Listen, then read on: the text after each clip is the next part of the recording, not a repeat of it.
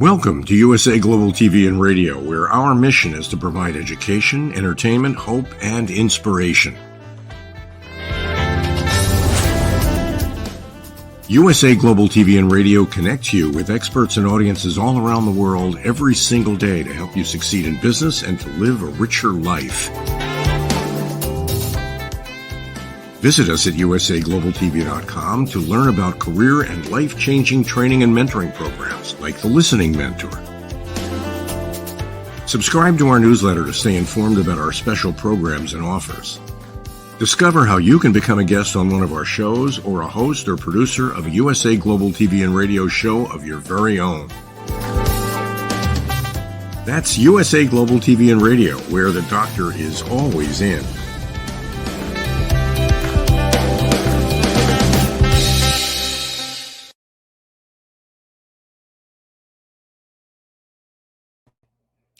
It's a beautiful day here at USA Global TV and Radio. We are so excited that we continue to provide world-class education, inspiration, and hope, and sometimes even a few laughs. Today's show is the Listening Mentor Show.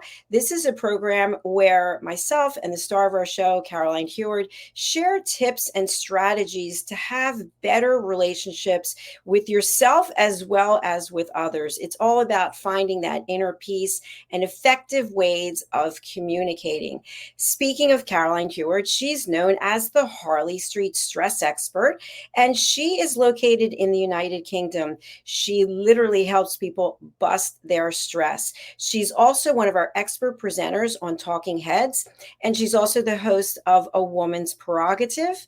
And in addition, I refer to her as our in-house resident therapist, as she is always looking past the layers that we see that's available to the world, what's really going on inside. If we call it peeling back the layers of the onion, Caroline is the person to go to help you not only bust your stress, but to understand who you are and how you're making decisions and the choices that you're making. She definitely can help you understand each and every part of the process. Let's welcome Caroline Heward, the Harley Street Stress Expert. Hello. Oh, thank you. That was lovely. What a beautiful introduction. I couldn't have said it better myself. Well, I've done a few shows with you here, so that was such that I feel like I'm going a bit pink here. Thank you.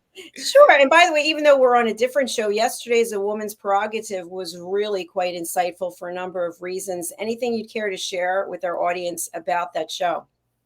Yes. A woman's prerogative is literally that, a woman's prerogative. And we're looking at all sorts of aspects of how women are in place in work, in their personal lives, and how they respond and react to things, and our changes in terms of our social etiquette and graces, in terms of how women are received in different situations and circumstances. And last night we had a very, very powerful and quite insightful exchange. And we were all working in the field of holistic and mind-body connection and holistic medicine. A nurse, somebody that was working in soul work, and myself working with the chakras. And what was really wonderful is, even though we were coming from slightly different aspects, our story kind of came together as one, that we were singing from the same hymn sheet.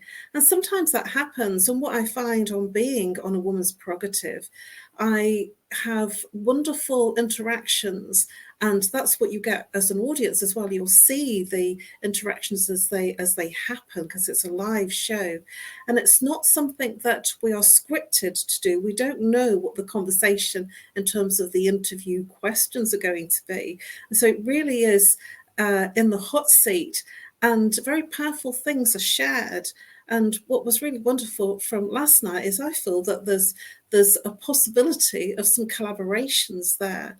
And so you never quite know what you're going to hear and what you're going to see in the chemistry. And I do love A Woman's Prerogative because it's very insightful. It can be topical, it can be whimsical, it can be serious.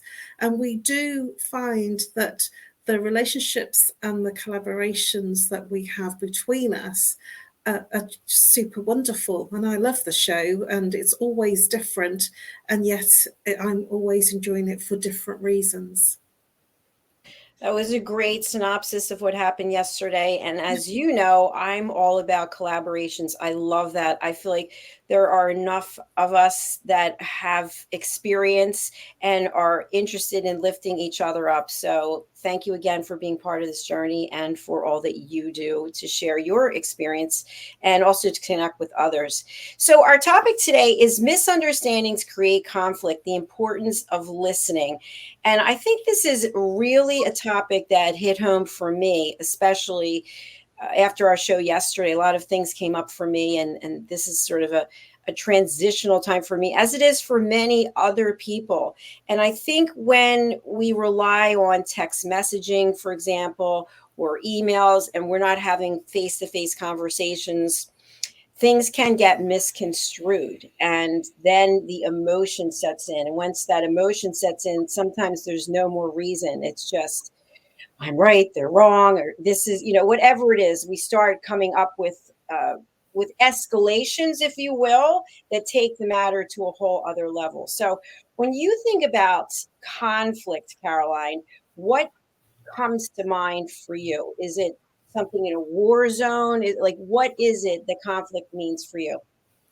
Well, it can be that you're in a war zone, and that certainly is when we think about conflict. We think about there being that conflict of interest or conflict in terms of anger or frustration. There can also be a conflict of a misunderstanding of a message, that one person, the sender of the message, wants a specific task doing, and the receiver of the message receives the information, the communication, in an entirely different way. And so both parties are in conflict of the expectation of what becomes of that message. And I want to cite a particular example because there was a conflict. I had a one-to-one schedule today with somebody that I met online on a networking event, a business networking event last week. He was very keen to do the one-to-one, and it was very technical. And he asked for my phone number, which I thought, well, okay, great. This is an old-fashioned, rather than a video call, it's going to be using my number. And he was a tech guy, quite young, millennial age. And I had a reminder of the appointment. And so there I was ready, with my phone fully charged. And I was waiting for the call. And on my LinkedIn profile, I had a message saying, sorry, I'm running a bit late. I said, that's okay, not a problem. And I'm sitting there waiting for this phone call to come in. And at 25 minutes past the time that we were supposed to have had the call, I go and check my LinkedIn messages, and he said, I'm waiting for you. And, when you're ready. And so he'd been waiting for me since 10 past 12. And then it was 25 past 12 when I saw the messages. I says, oh, I'm sorry, I'm waiting for you to call me. He said, I'm waiting for you on Teams. And this is a complete conflict of a misunderstanding. And we'd scheduled 45 minutes. Now, there was a conflict of understanding what he expected me to do and what I thought he meant. And he said there should be a link to link into Teams. I didn't even know what Teams was. And so this is where, sort of a non-tech meets a tech. And we landed up laughing about it, and we landed up in a really joyous and very wonderful exchange. But that could have become very heated. That could have become very antagonistic. And that could have been wasteful of his time or my time. But what we did was we understood the misunderstanding of the conflict. While he was waiting for me, I was waiting for him. And this is what can happen in terms of a conflict arising, because it could have landed up in a very different space. He could have got very angry that I wasn't there and I didn't understand, and he didn't. He was very empathic with me and very considered in terms of my misunderstanding. And I says, next time I will check in. I just saw that you wanted my phone number. You supplied yours. And so I thought you were going to call me. But this is how misunderstandings can lead to conflict. So it's not a war zone. It's just that we both misunderstood or interpreted the communication in different ways. That's an excellent example. And I think also to your point, we don't know what's going through someone else's mind. And someone always said to me, give the other person the benefit of the doubt. But one of you could have been like, oh, he or she deliberately did this and now they're wasting my time and I'm sitting here. And that's how sometimes we get, right? We get so angry at the other person. Meanwhile, they thought one thing and you thought something else. And then you had a good laugh about it, which I love. So probably in your next interaction, you'll be very clear and specific, each of you, as to what you're expecting. But what I'd love to have you share a little bit about, because I definitely am guilty of this, is when we let our emotions get in the way. Because, and for me, I'm a very good sleeper, so thank goodness for that. But some people are not. Some people maybe are over caffeinated. Some people are completely stressed out, and then something happens, and that's the final nail in the coffin, so to speak. So how do we go about controlling our emotions when we're in a situation that is not going exactly the way we want it to? Oh, wow. That's the all important, amazing question about controlling. And that's just it, controlling. And when you're thinking about controlling emotions, controlling something, it feels very in conflict before you begin. I've got to control myself so I don't burst a gasket, so I don't burst out and cry or be angry. The thing that I would share as an invitation, rather than feeling that you're controlling, is to pause, to reflect. And rather than, we live in an age where when we can get a text message or an email, that we can it's so instant that we can shoot off a response. And I always take a moment, even a day sometimes, to pause, to reflect on what I should say, especially if it's something important or it's something that's raising my temperature because, I'm upset about something and I've misread it. And it's really easy when we're busy and when we're occupied in doing something else to misread or misinterpret a message that's sent by text because the tonality isn't there and the gestures and the facial expressions aren't there. And so when it's flat in text, it's so easy to take each word literally. And I happen to know, because I've been doing a little bit of research and talking to people that are millennial age and Generation Z, and they don't like full stops.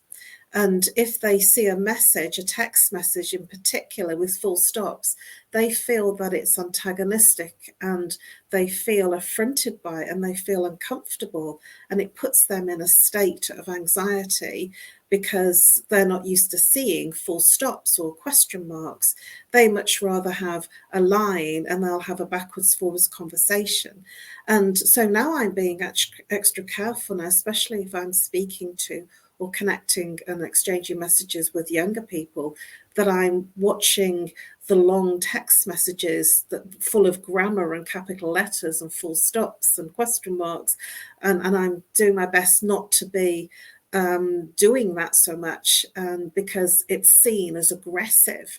So how to manage your emotions is to not shoot off a response, pause, reflect, reread it, because the first time that you read it, you might have seen one message, and the second or third time you read it, when you're in a different space, you might actually see a different message and you might respond differently. So to take the break and the pause to reflect on the message, and that's when you can internalize what you're feeling and thinking, and then come back with a proper message without being emotional or aggressive in your response. I agree with everything you just shared, and I appreciate your viewpoint. I know for myself, I have been challenged with changing my mindset, and I'm wondering if you have ever had this or you've heard of this.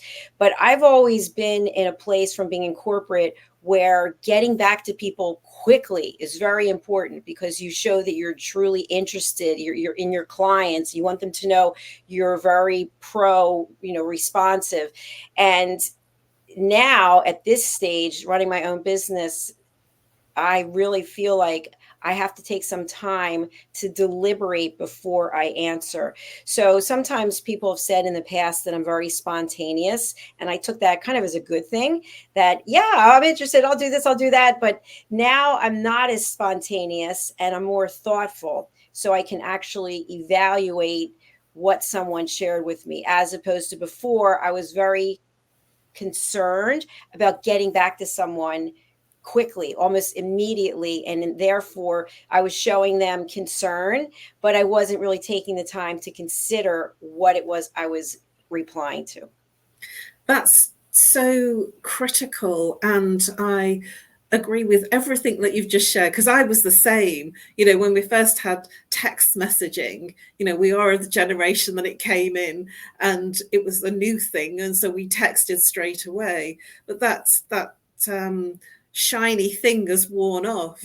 And what's happened is that people have an expectation that are highly stressed and highly anxious in high pressure work, that if they haven't responded straight away with a response, that they're not going to be deemed to be a professional. And what's happened is the working environment, the working hours have stretched, where people are sending messages and there's an expectation that they respond, and it's 9 o'clock, 10 o'clock at night when their working day finishes at 5 or 6 in the evening, and they're still getting messages. And people are responding. As you know, I've got a crazy timed diary, and I will respond at different times.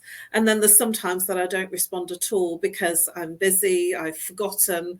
I've seen the message come up in the notifications, and then I've got preoccupied with something and I've forgotten. And I do feel that it's critical, especially if it's something that's important and something that relies on a strategy going forward for the benefit of both parties, that, I call it shooting from the hip. If you just respond in that spontaneous style and not think through what the repercussions might be of your response, I feel that can be more damaging sometimes than helpful. And so, if somebody's sent an angry message to me, it's so easy to quickly send a response saying, hey, I don't know what you're talking about. Hang on a minute. What's going on here? Actually incites them to be worse, to be more. So, I've actually even left sometimes when somebody sent a text that's very highly anxious, and they've asked for something inappropriate. I've left it for 5 minutes, and in that space of 5 minutes, they've sent another message saying, oh, I'm sorry, I'm really taking liberties here. I hope that I haven't offended you, and I hope that you're not upset by the message I've sent. I should have thought about it before I sent it. And so this is what can happen in just that space of 5 or 10 minutes. So I do feel that it's important to have that pause, that space, so that you don't go too emotional. And at the same time, you are a human being, you're not a machine. And it's important to respect the fact that you might be organizing dinner, you might be eating, but they don't know that you're organizing dinner, eating. They don't know that you're on another call. And so, you could be doing something else that you can't send a message straight away. And this is about boundaries. Caroline, you took the word right out of my mouth. I was going to say it's all about setting boundaries. And I think for me, and I'm just going to ask, maybe it's for you as well, given that we're not in corporate anymore and that we're working from a home studio, home office, whatever it might be, what I found sometimes is that people will take liberties, as you were mentioning. Oh, she's at home. No, I'm actually working. So I've had to say to some people, although I feel very, very motivated to get back to you, I am not able to focus on the information that you're requesting from me because I am literally hosting a television program. And sometimes people don't understand that. It's like, I guess I make it look so simple that I'm grabbing, but it's not possible. As you know, you have to be fully engaged and present. And so that for me has been somewhat of a challenge to try to set that boundary and say, my time is valuable. I am committed to doing this at this time. And we have television shows now 7 days a week. So, oh, it's the weekend. oh, it's a holiday. Well, no, it's not a holiday in the UK. It's a holiday over here, but my clients are paying and they want to do their show. But people have a difficult time understanding that. And sometimes I feel like I'm the bad person because I'm consistently setting those boundaries. But what I've learned to do is take the emotion out of it and just say, this is what I've committed to doing. This is where my mind has to be. And so I'm sorry, but I can't give you my full attention because I'm giving it to Caroline at the moment.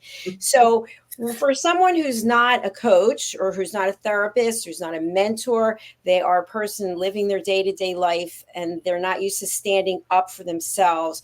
What are one or two basic things someone can do to set a boundary to at least make an attempt to avoid a misunderstanding? If you are feeling triggered, and that's a therapy type word, and I've heard it being used quite a lot now.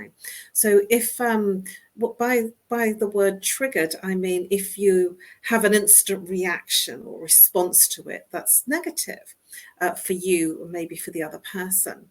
If that is happening, that is a reaction. And if you are reacting to something, then to stop before you respond and to reflect on what it is that's making you react that way, because your reaction is very personally yours.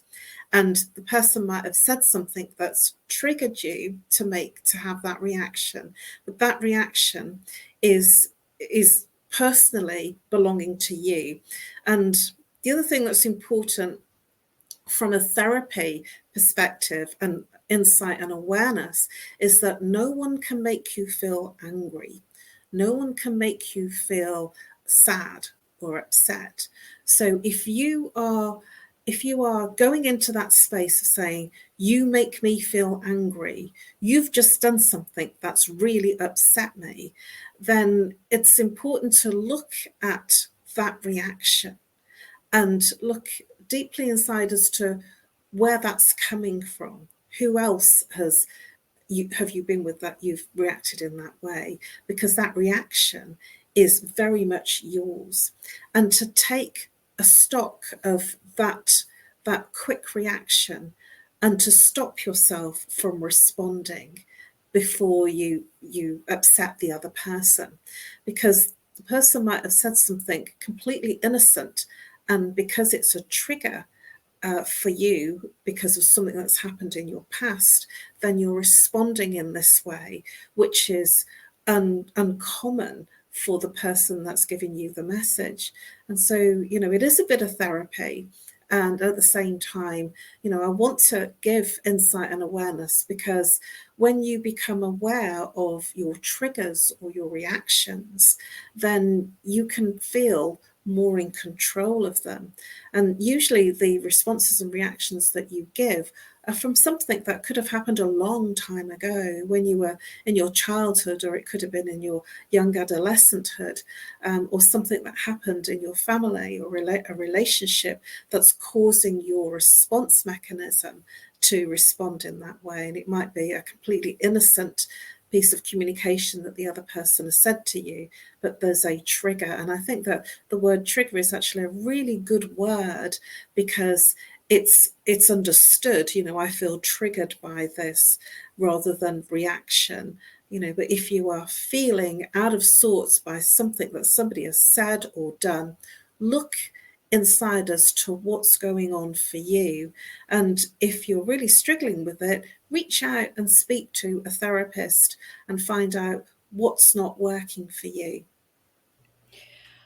Thank you so much for bringing that to light. And you just mentioned reaching out to someone who's a therapist. I think it's important to discuss this as well, because this has come up. A number of people have asked me questions. When do you see a coach? When do you see a mentor? And when do you see a therapist? Well, that's a really leading question, because some people think it's all the same. Some people think, I'm not sick, I'm not mental, I don't need a therapist. I actually had this conversation with last night with one of my promoters that I've been working with for years. And he promotes very heartily that he sees a therapist and he's done therapy work and coaching work. And he does it to inspire people to look at the things that aren't working for them in their lives. And it's met with a lot of, oh, so you've got problems then? Why are you seeing a therapist? You must have a lot of problems. Haven't you got it all worked out yet? And it's the misconception of what therapy and coaching and mentoring is. So let's break that down. Mentoring, if you are looking for solutions to problems, to answers where you can't find them yourself. So for instance, I would look for a mentor if I was doing something that I wasn't familiar with. So I've had mentors around me for my speaking to teach me, sort of stage presence and TV work and how to stand and the sort of the fact that when you're speaking to camera and when you're speaking to a live audience, it's very different. And how a woman usually holds herself and that's mentoring. You're never going to find that or understand what that is unless you go to somebody that's skilled and expert in that area. So I have mentors that teach me that kind of thing, teach me my craft. Also, I do quite a lot of mentoring in terms of somebody can come to me, they have a problem, and what coaching does is it tends to draw out of them some of the solutions, and then the coach works with them to find the best way of moving forward through a problem. I would say I'm much more of a mentor rather than a coach, even though I'm trained in coaching and counselling, is the fact that somebody will come to me with a problem and I will be insightful enough from my training to give them an insight and awareness and solution to what's causing the problem, which is not coaching. And it's sort of a cross between therapy, counselling and mentoring. And it's a balance of knowing when the person wants the solution versus just wants to be heard and to allow themselves to say what they need to say, to feel differently and to see if they can come up with the solutions. And coaching is, I feel, more of a questioning, and looking at the person's, how they see the world, how they see the problems, and getting them to look at other aspects of what they don't see. This is quite a long, detailed, question. And there's many people that ask, what's the difference between therapy and coaching? And a therapist is much more looking at the underlying root causes of problems.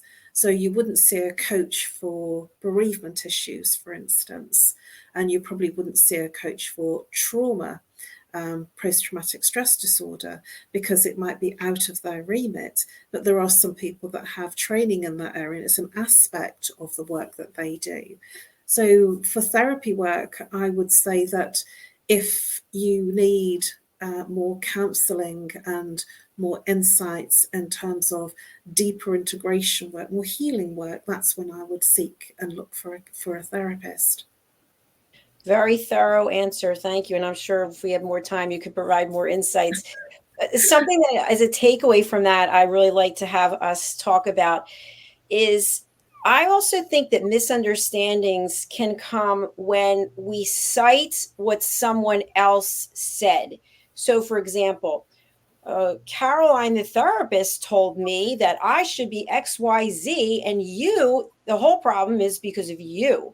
Or Susie told me you were talking about me behind my back. And so we take other information and sometimes we use that as the hammer to knock down somebody else and say, in other words, you have a whole support team of people who are like pro you as opposed to your partner. That's the win-lose and the shame-blame game. That's the I'm right, you're wrong game. And that's only going to land up in conflict if you are playing those games of I win, you lose, or shaming the person or citing somebody else as the seer of that person's wrongdoing or wrong approach. then you are in that right wrong game, which doesn't work. And what happens is that's the path for more conflict and more misunderstandings and more control and misunderstandings or misconstrued misunderstandings, where one person thinks one thing. And also, I'd like to bring into this, sort of he said, she said, that you could have, I call it Chinese whispers, that you start off with a message from the one person, and by the time it has gone through 5 or 6 people, the message has become very different. And it's a very changed message in terms of the original communication and the original message. And so when you are citing someone else, especially if it's hearsay, or somebody, Sophie said this about Isabel that said this, and then I get to hear that you've done that. So what's when it comes like sort of 2 or 3 people, even one person, it can have your leaning of what you heard and your truth. And there is always 3 parts of the story. There's your truth, the other person's truth, and the truth. And they're all different perspectives, and they might not all agree.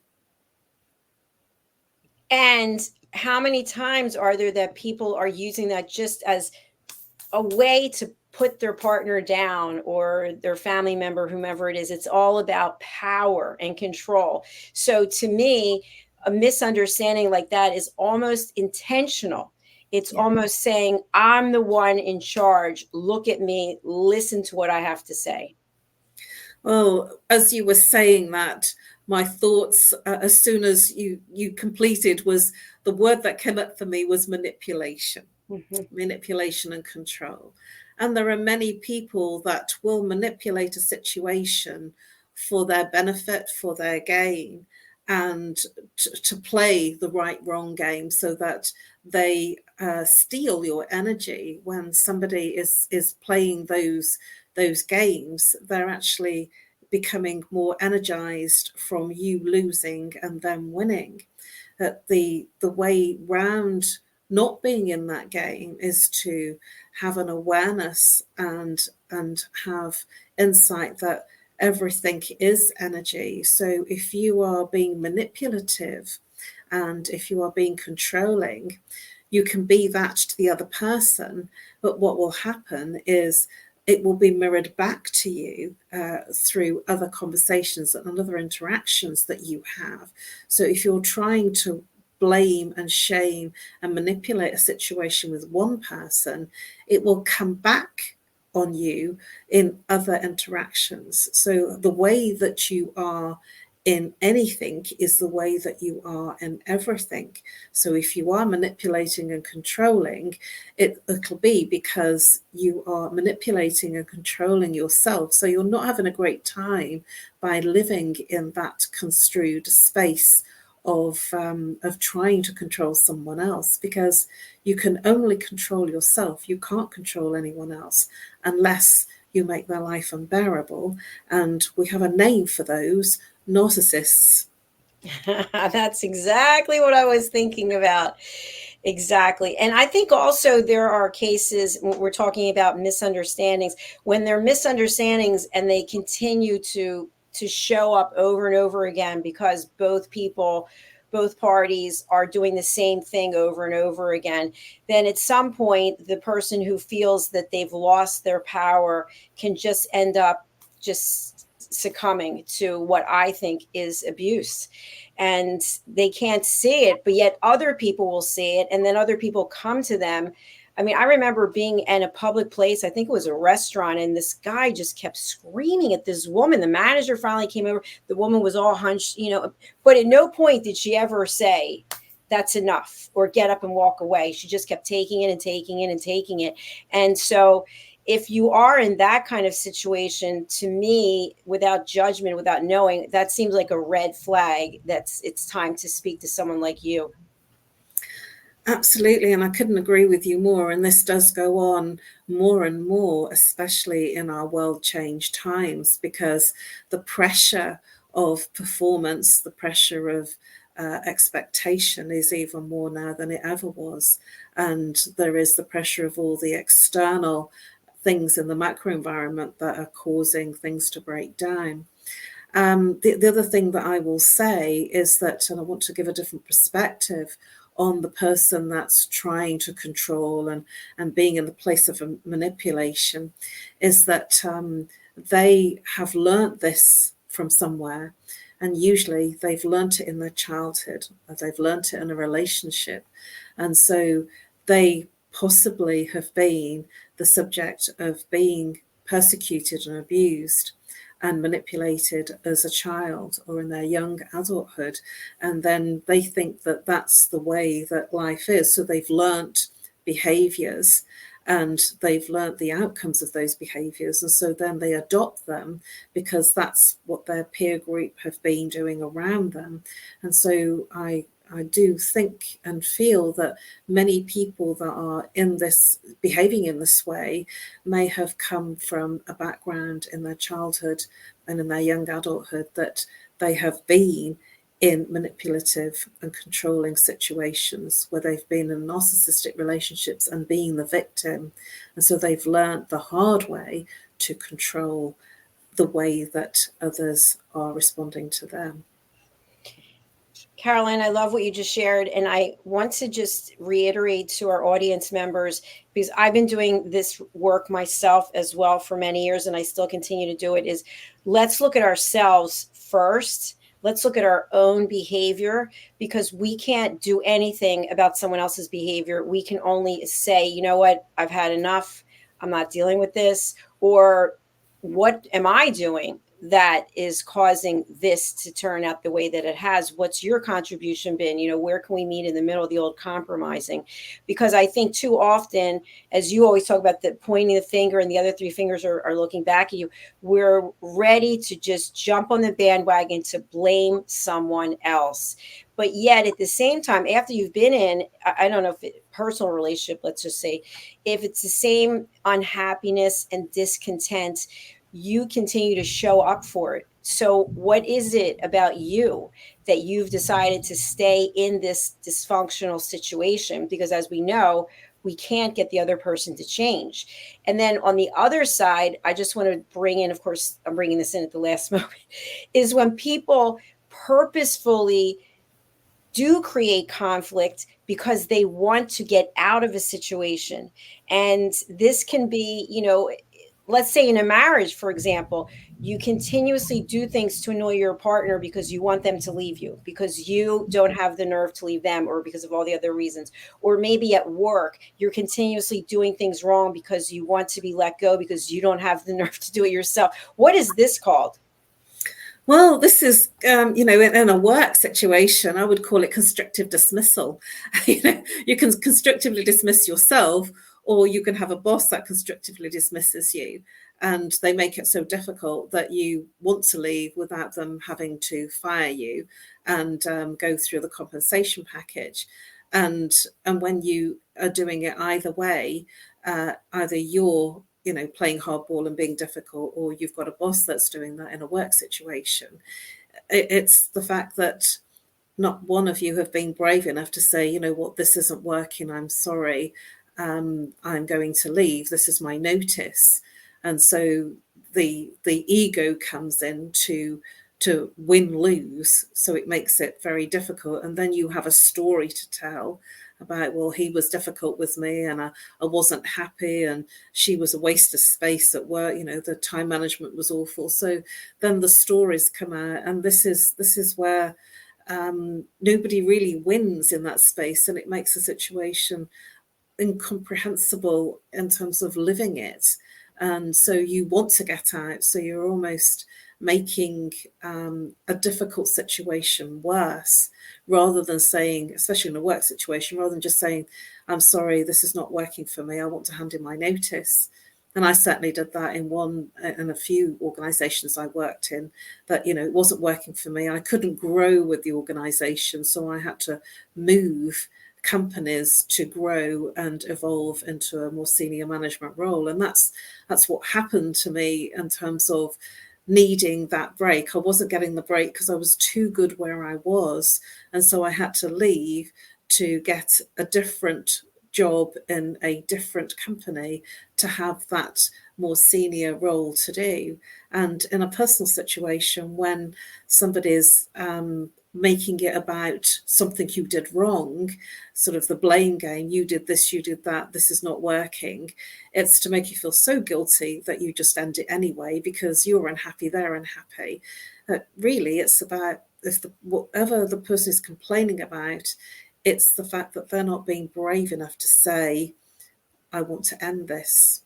So they continue making it difficult. And this is where the misunderstandings and the conflict come in, and then it makes the other person take the action. So if you don't want to take the action, you're forcing the hand of the other person to take the action. Yes, absolutely. I agree with you. And also what I think can happen in that case, if it's a personal situation, is when you find the courage or the strength, or I've got to do this because there's something better for me, there's something that's more in alignment with me and my values, you become empowered. But it's that almost crippling fear that you face, that you don't want to hurt someone, or maybe you're going to have to find a place to live, or maybe you're going to have to earn money, whatever the case might be, that keeps people in the place where they are. But when they face it and they come forward and they state whatever it is, that can be so liberating, and doors can open that you never would otherwise.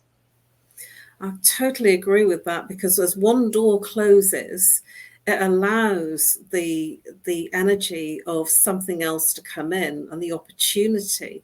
But while you're in a situation that's not working, all the doors are closed because you can't see them, because you're in a minefield of negativity that's not working for you. And so you're creating more of the negativity. And it's a feeling of trust, well, I'm not happy here, I'm going to leave.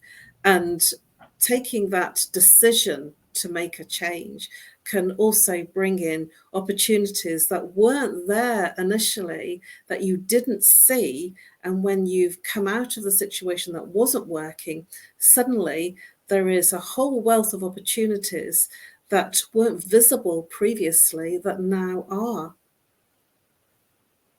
And today's been an incredible opportunity for us to share some tips and some expertise with our global audience. Caroline, who would you like to contact you, and what crazy offer do you have going right now? Thank you, Dr. Jacalyn. The show goes very quickly here. I never know what we're going to talk about in terms of the questions that I'm going to be asked. And at the same time, I always feel that it's insightful, not only for me, and enjoyable for both of us. It's actually enjoyable for our audience. Well, my crazy offer, I'm going to help you bust your stress. So if you are complaining about a physical ache and pain, and it keeps reoccurring, it goes away and it comes back. If you are complaining in a relationship about something not working, or if you are angry, so if you have emotional stress, if you have mental stress, either anxiety, depression, or stress in terms of not being able to switch out, if you're not sleeping, if you have anger management issues, OCD issues, behavioral issues, whatever it is that's not working, I offer a 1 hour, yes, a 1 hour consultation over the phone or by Zoom. And that consultation will look at it will be a breakthrough to break through the patterns that are creating those challenges. And in an hour, we can do 3 symptoms with anything else that comes up around those 3 symptoms, and any more that come up if we have time. Now, my unbelievable offer is £50 for that hour. And that's just an absolutely incredibly silly introductory price. I've been running that introductory price now for a few months this year, and I'm looking at changing my introductory price. So please do take advantage of it, because that hour will be revelationary to you. And you never know, you could take a 9-10 scale pain down to a 1 or a 2, or it might even disappear. But what I do promise you is an incredible night's sleep. You can reach out to me on email, nomorestress@live.co.uk, or call me if you're international, +44. If you're local, 07523 120 189, or follow me, reach out to me on LinkedIn, and I'm also on Facebook. If I haven't responded to your message on LinkedIn or Facebook, it might be that it's gone into another folder. So do reach out to me either by texting me or messaging me on nomorestress@live.co.uk. And I look forward to helping you bust your stress. Thank you so much, Caroline. It was fabulous to see you, and we'll look forward to seeing you again next week on A Woman's Prerogative and then Talking Heads. Thank you. It's been amazing. Thank you so much. Thank you. Bye for now. Bye-bye. Please do reach out to Caroline, and also please do follow us on our YouTube channels. We actually have 2, USA Global TV and Radio, and also Dr. Jacalyn Kerbeck. Okay, we're going to hear from some of our sponsors. I feel that it's really important that we pay attention to what the sponsors share, because they're all team members, and each of them in their own right bring tremendous value, not only to our platform, but to the world. So we're going to start off with Cybersecurity Made Easy with Dr. Felix Kravitz. So if you're a senior or you care for someone who's a senior, there are a lot of scams that take place via email, also via text messaging and phone. So here's some information that will help.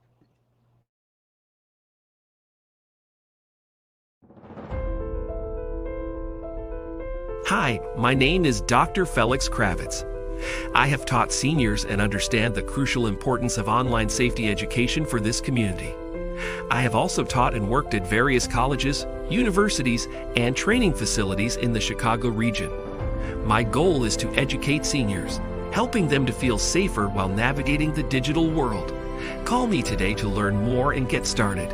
Together, we can enhance our seniors' understanding of safety concepts when using technology. Contact cybersecurityeasy.com LLC by visiting our website www.cybersecurityeasy.com. Call us at 847-845-9360 or email us at info@cybersecurityeasy.com.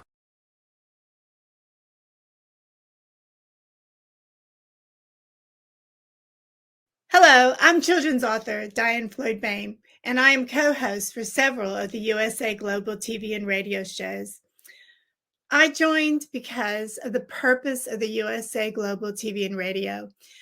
They provide content for the viewers and listeners, an opportunity for people around the world to have their own show or even be a guest on an existing show. We truly believe in helping others get their positive message out to the world. We also have the opportunity for the listeners. You can watch on several platforms, and on YouTube, you can ask questions and even give a comment. We absolutely love it. I love being part of the USA Global TV and radio because I love positive messages. And who doesn't? And we need more of that in the world. We are a family, and we hope you will join us and become part of the family too.